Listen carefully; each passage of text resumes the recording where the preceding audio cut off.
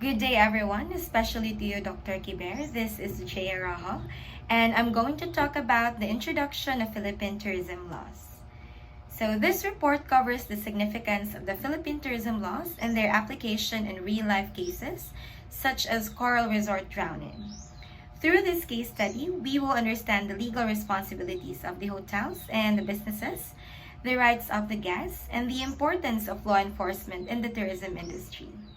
So, by ensuring compliance with safety regulations, business enterprises can prevent accidents and protect both their guests and their businesses.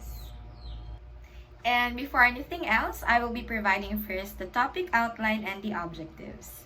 So, for the topic outline, first is Introduction to Philippine Tourism Laws. Next is the Coral Resort drowning case. Third is Understanding the Law. Fourth, responsibilities of hospitality establishments. Fifth, sources of tourism and hospitality law. And lastly, the conclusions and recommendations for the study. So for our objectives is first to explain the significance of the Philippine tourism laws in protecting tourists and ensuring accountability. Second is to analyze the Coral Resort drowning case in the context of legal obligations in the hospitality industry.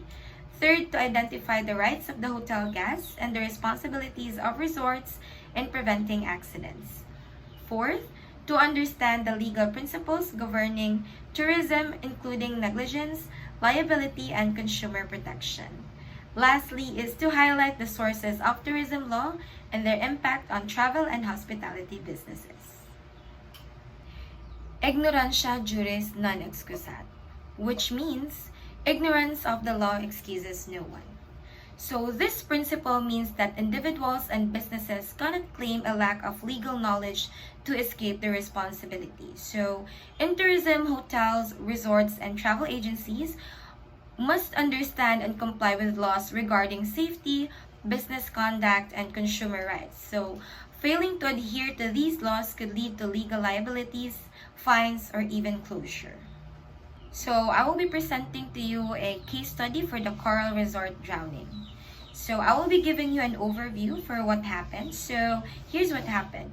The Robinson family stayed at the Coral Resort in the Visayas for a weekend getaway. So the resort was known for its excellent service, food, and facilities. However, it lacked a lifeguard at the swimming pool that time. So on the second day, Patty, their 6-year-old daughter, went missing and was later found dead in the swimming pool. So the staff later found out and they have attempted to do a CPR. However, the child was already dead and it failed. So there are two key legal questions. So first, can the Robinson family sue the resort? So for that, I'm going to provide the rights of the hotel guests or the consumer because we do have a consumer protection laws. So hotel guests have the right to have a safe and secure environment, full disclosure of risks such as signage stating no lifeguard on duty, and also compensation for negligence if a resort or a business enterprise fails to uphold its duty of care. Also, there are legal rights for tourists, the right to seek damages for injuries caused by negligence, and the right to expect reasonable safety measures at hospitality establishments. So second question, did the resort violate any laws? So there are legal responsibilities of the resorts and the hotels. So for that, duty of care in the resorts. Hotels and resorts must provide a safety environment for the guests. So for that, there are legal responsibilities of resorts and hotels. Hotels and resorts must provide a safe environment for the guests. This includes lifeguards on duty in pool areas, warning signs and pool depth markers to inform guests, and a proper emergency response protocols including trained staff for first aid.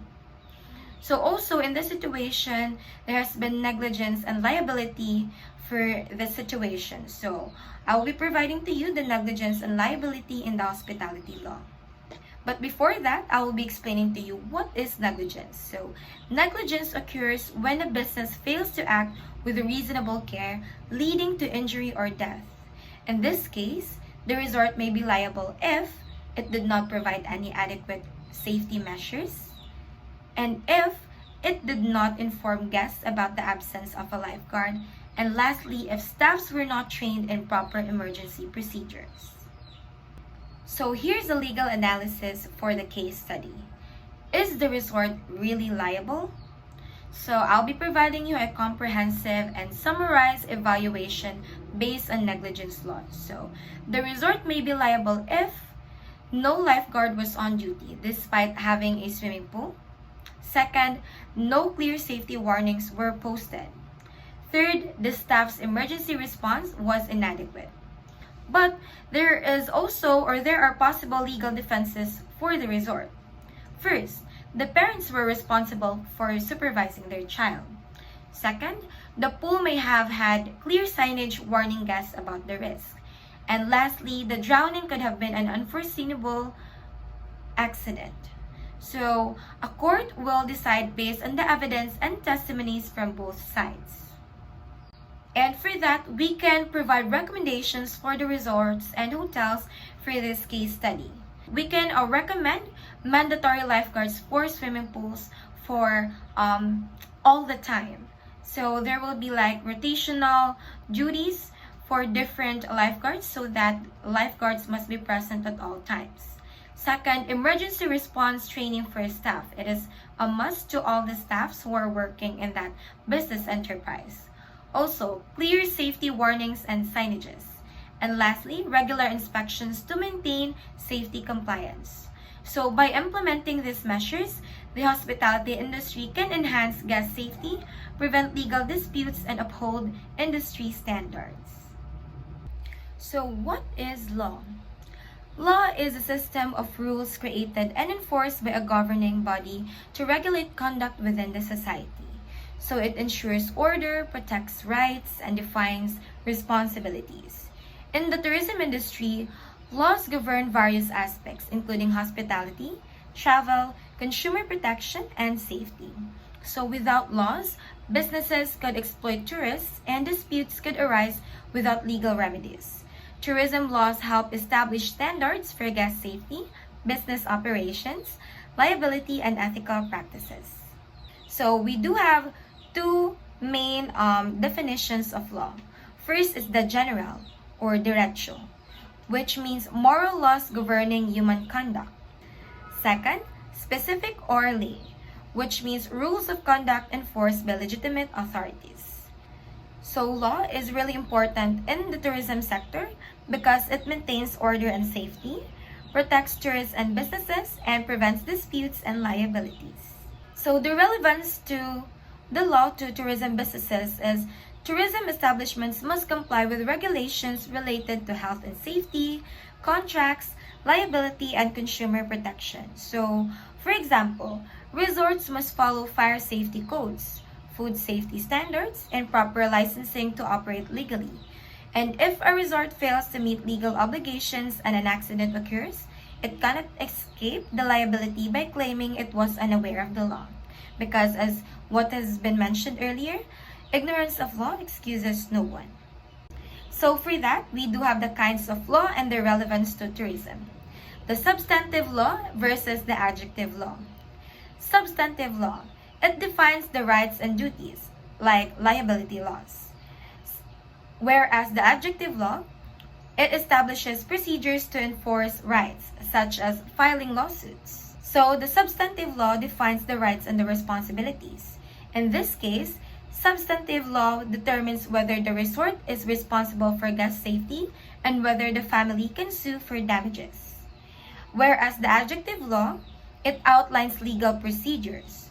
So if the Robinson family files a case, adjective law dictates the court process, evidence requirements, and the penalties. Next also is we do have the public versus private law. So for the public law, it includes the criminal law, international law, and the political law. Whereas for the private law, it includes civil law, mercantile law, and the maritime law.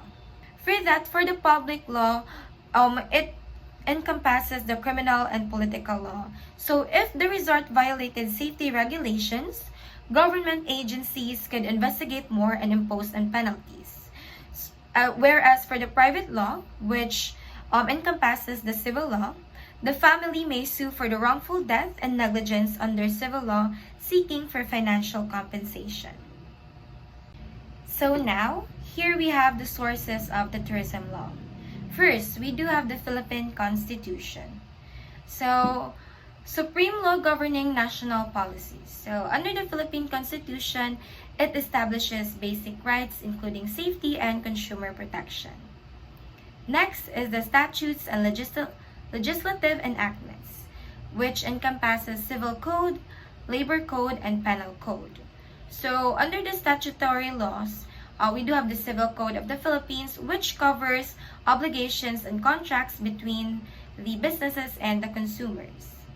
So next is the statutes and legislative enactments. So under this it has Civil Code, Labor Code, and the Penal Code. So under the statutory laws, we do have first the Civil Code of the Philippines, in which it covers obligations and contracts between the businesses and the consumers. And for Labor Code, it governs employment and resorts, including lifeguard requirement. And for under the revised Penal Code, it defines criminal negligence.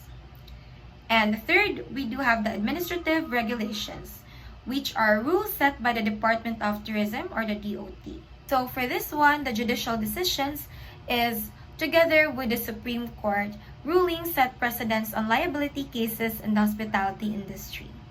So for the last part, we do have the conclusion and the recommendations for the introduction of the Philippine tourism laws. So for that, one of our key takeaways is that tourism laws ensure accountability and protect guests.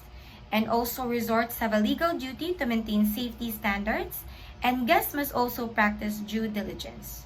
So for that, it is very important that there's a law in the tourism and hospitality industry to ensure the safety and security for both the businesses and the consumers. So tourism laws protect both businesses and consumers, and also proper enforcement prevents accidents, lawsuits, and the reputational damages. So all in all, this report highlights the critical role of tourism law in protecting guests and holding businesses accountable. So the Coral Resort drowning case illustrates that the need for strict safety regulations and the legal consequences of negligence. So through legal awareness and compliance, the tourism industry can ensure a safety and enjoyable experience for all travelers and the enterprises. And that would be all for my report. I hope you have learned something. Thank you so much for listening and have a great day.